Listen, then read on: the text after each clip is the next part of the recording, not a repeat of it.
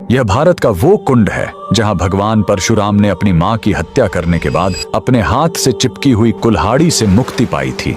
यह कहानी है महान ऋषि जमदग्नि और उनकी पत्नी पतिव्रता रेणुका की। कहते हैं रेणुका हर दिन नदी से कच्चे घड़े में पानी लाती थीं और उनके सतीत्व के बल से वह घड़ा टूटता नहीं था। उनके 5 पुत्र थे जिनमें सबसे छोटे थे विष्णु अवतार परशुराम। एक दिन रेणुका ने नदी में कुछ गंधर्वों स्वर्ग के संगीतकार को जल क्रीड़ा करते देखा। उन्हें देखकर एक पल के लिए उनका मन मोह में पड़ गया और उसी क्षण उनके सतीत्व का बल टूटा और कच्चा घड़ा टूट गया। जब वो आश्रम लौटी तो ऋषि जमदग्नि ने अपने योग बल से जान लिया कि उनका मन भटक गया था। वो इतने क्रोधित हुए कि उन्होंने अपने पुत्रों को आज्ञा दी, अपनी मां का वध कर दो। जब चारों बड़े भाइयों ने मना कर दिया तो क्रोधित पिता ने उन्हें तुरंत पत्थर बन जाने का श्राप दे दिया। इसके बाद परशुराम ने पिता की आज्ञा को अपना धर्म समझा। उन्होंने भारी मन से अपनी कुल्हाड़ी उठाई और अपनी ही मां का सिर धड़ से अलग कर दिया। उनकी आज्ञाकारिता से प्रसन्न होकर जमदग्नि ने वरदान मांगने को कहा। परशुराम ने तुरंत अपनी मां को फिर से जीवित करने और साथ ही पत्थर बन चुके अपने चारों भाइयों को भी मुक्त करने का वर मांग लिया। सब फिर से जीवित हो गए, मानो कुछ हुआ ही ना हो। लेकिन कहानी यहीं खत्म नहीं हुई।